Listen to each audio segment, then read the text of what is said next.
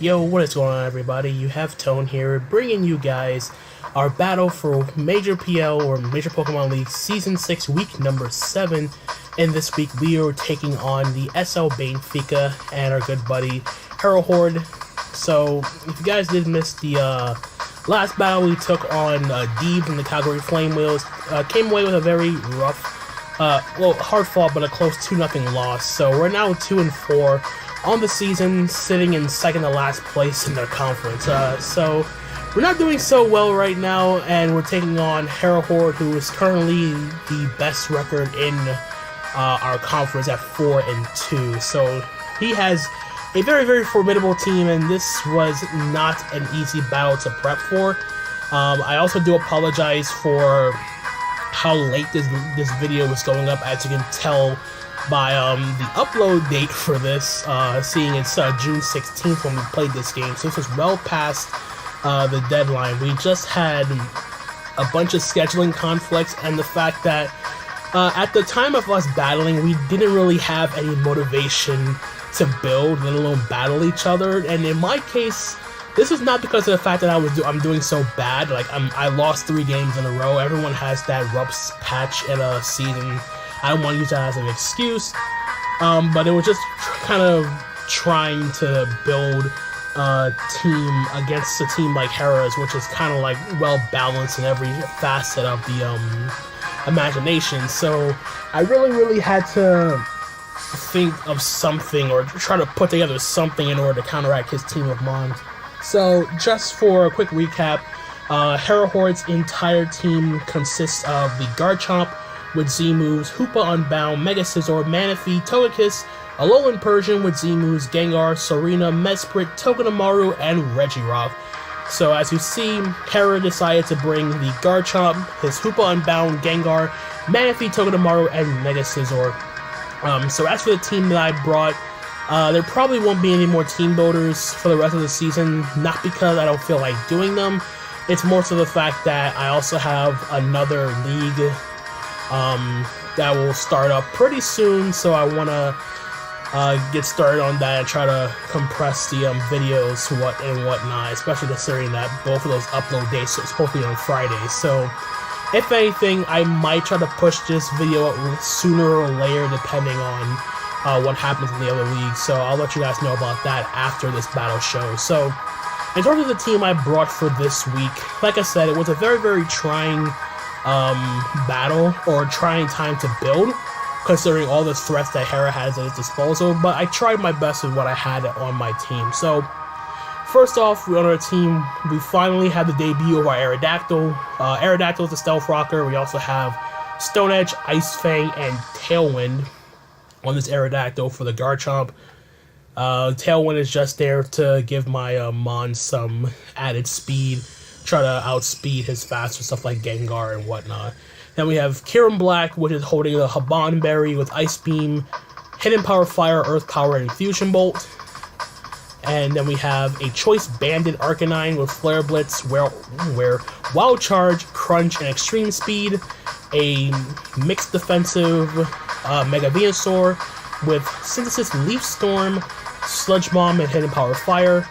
I have Celesteela with Leftovers, Autotomize, Flash Cannon, Flamethrower, and Giga Drain. And lastly, the substandard and painfully obvious Choice Scarf Hydreigon with Draco Meteor, Dark Pulse, Fire Blast, and U-Turn. So my objective was to try to get up rocks as early as I possibly can with my Aerodactyl.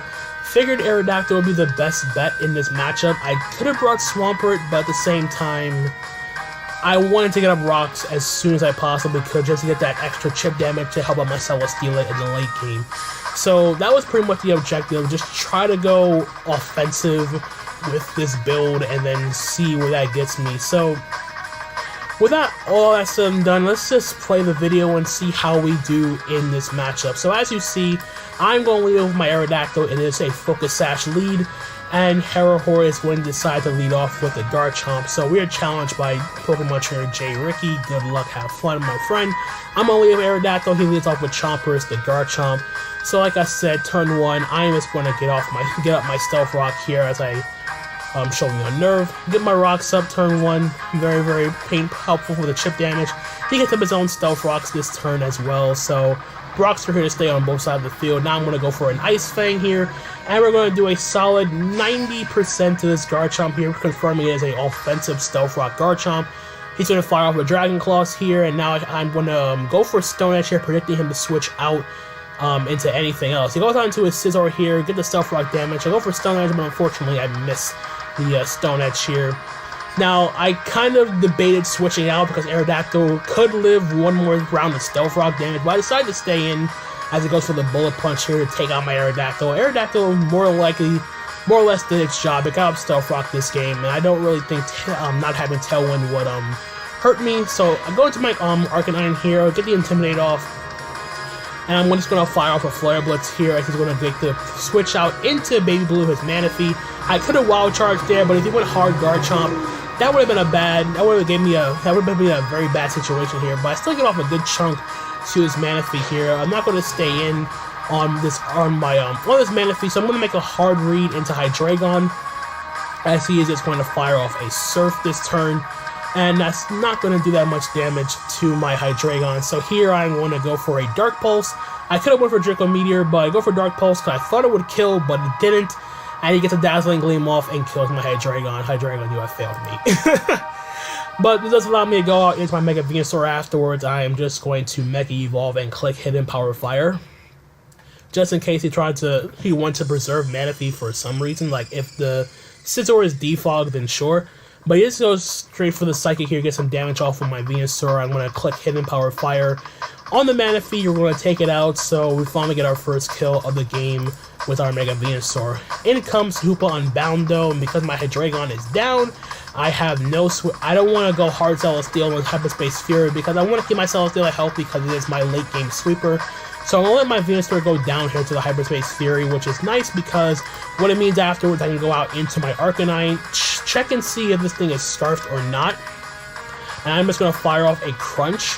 Just because of the fact that he's at -1 defense, this does mean that he's in range of a Choice Banded Crunch, which it does take out the Hoopa. So in comes the Garchomp again. Again, I could have made the play, gone out into Celesteela on the hella obvious Earthquake, but I decided to stay in here, sack it off my Arcanine here to the Earthquake. But this does allow me to get a switch into my Kyurem Black. And what I'm going to do here is I'm going to go for Ice Beam here, even though I should have clicked Hidden Power Fire here, because he's going to make the switch out into the Mega Scizor. Like, I had no reason not to click Hidden Power Fire here. That Garchomp is essentially dead to any attack. But luckily for me, I get the freeze on the Mega Scizor, which does suck for Hera, but he's going to make a double here into the Togedemaru on the Hidden Power Fire, because Togedemaru can take a Hidden Power Fire, no problem. Like, eats it up, and now I get to go for an Iron Head on my Kyurem Black to weaken it for Garchomp. We don't get flinch, we go for an Earth Power here, and we take out the Togedemaru with the Earth Power. So Kyurem Black picking up a kill in this matchup, but he gets to go right back into his Garchomp here, lives the round of Stealth Rock damage on like 2 or 1 HP, goes for the Dragon Claw here. I eat my Haban Berry, but unfortunately it doesn't matter because I'm already in range of the Dragon Claw, so Kyurem Black is going to drop. And all I have left is, the Celesteela. I'm going to fire off a Flash Cannon as he goes for the Fire Fang this turn.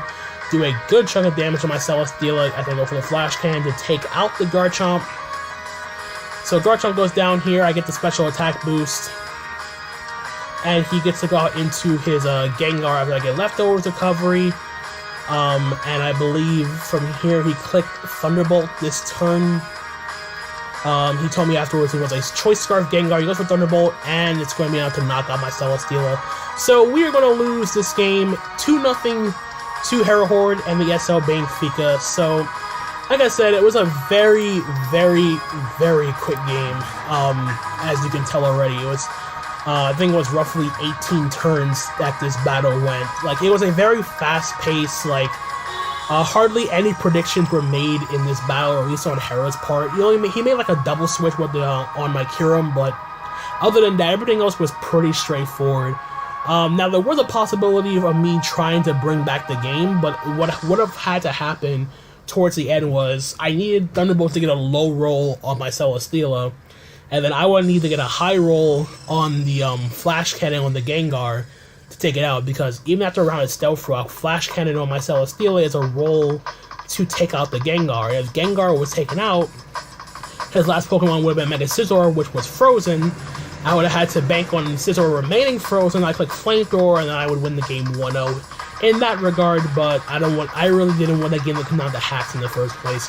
Overall, it was a very fast-paced, to-the-point game, like unlike all our other games, which was just like more prediction reliant and all that stuff. We just it was just a very, very hard pressed way to like try to we didn't want to over predict or anything. We just try to attack what's in front of us and all that stuff. So yeah, can't be too upset about this loss. It's not like hack played a factor. It was a very clean game. I could have did some things a little bit differently in terms of like trying to save some certain mons and whatnot, but I didn't really have that. I really didn't have that mentality of trying to save anything in particular. Once I felt like something did its job, I just let it go down and try to get something else in to make up for that. So with that being said, we are now 2-5, and we're on a 4-game losing streak. That's not really a good thing, but we can still try to get to 500 even if we don't make the playoffs. But we still have 3 weeks to at least get to 500. So again, good game to Hera. He had a very solid squad, and this was a very close, tight-knit battle, not gonna lie. So with that being said, I hope you guys did enjoy. If you did, feel free to leave a like. Also check out Herahorde side of the battle. Check out all the coaches in the MPL if you haven't done so already. And also keep in touch for, I believe, this coming Friday. I will have another draft analysis going up for another league, which I have taken part of. It's another showdown. It's a showdown league, which I haven't done in a while. I'll give you more you guys more detail as that comes into effect. To look for that on Friday. So with that all out of the way, I'm going to get that out of here. That's going to be it from me. And until the next time, guys, this is Tone, signing out for now. Peace out.